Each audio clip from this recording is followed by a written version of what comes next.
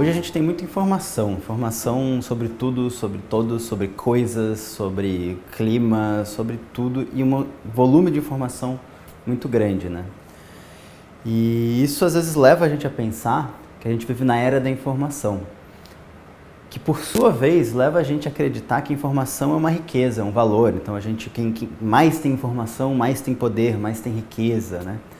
E, na verdade não é bem assim. Se a gente parar para pensar, muita gente que tem muita informação não tem poder algum ou tem um poder muito pequeno. Então, enquanto o Google é todo poderoso, a Wikipedia, que tem lá todo o conhecimento enciclopédico do mundo, está pedindo doações online, né? Enquanto, por exemplo, os editores, as editoras, né, têm os direitos autorais na maioria dos livros publicados no mundo, é a Amazon que chega lá e dita as regras para o mercado editorial. O mercado editorial funciona assim, assim, assim, porque a Amazon quer. E a Amazon não tem direito autoral de livro nenhum, quase, né? Talvez tenha com o Kindle, mas acho que serve de exemplo, né? Então, com isso, eu acho que existe uma reflexão que a gente precisa entender qual o papel da informação no dia de hoje, porque é ela que vai mostrar os caminhos para um futuro possível. E se a gente está falando de como a gente constrói o poder, como a gente constrói riqueza, a gente está falando de quem tem o poder de influenciar a forma que essa sociedade vai ter, como as pessoas vão se organizar, como elas vão fazer trocas, como a gente vai gerir os recursos que a gente tem, né?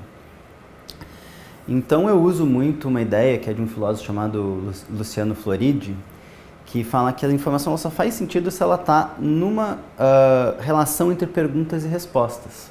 Então essas informações que eu vim falando, elas são basicamente jogadas, elas são baratas, a gente tem isso a rodo hoje e elas não respondem pergunta alguma. E quem consegue de fato criar uma espécie de riqueza, de poder, é quem está tomando a iniciativa, tomando o protagonismo e tem até estrutura para fazer essas perguntas e usar essas informações para responder as perguntas que essas pessoas fizeram, né?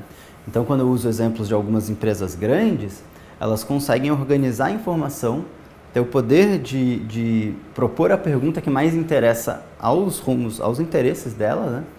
E assim elas ficam poderosas. É a história do Google, né? Então, em vez de ele ter toda a informação da internet, ele começou a fazer uma pergunta, como é que eu acho um conteúdo relevante e usar toda essa informação para responder essa pergunta, que conteúdo é mais relevante, né? Então eu uso muito essa visão de mundo para falar para as pessoas que a informação em si ela é quase uma commodity, ela é uma coisa barata hoje. A gente tem que tomar para a gente o poder de fazer perguntas com isso. E é assim que eu chego em alguns projetos que eu gosto muito, que eu faço recentemente, que tem a ver com tecnologia cívica, né? Que no Brasil, onde a gente tem muitos dados abertos, a gente consegue saber tudo que o governo está gastando, onde está indo cada centavo, quanto o deputado está gastando com isso, com aquilo, né? Só que isso, no fim, é uma planilha de Excel com 3 milhões de linhas que não faz muito sentido. Então a gente tem que começar a pegar isso e, poxa, eu quero saber perguntas específicas que eu posso responder com essas informações. Isso sim traz atenção, traz poder para quem está usando esse mundaréu de dados que tem aí no mundo.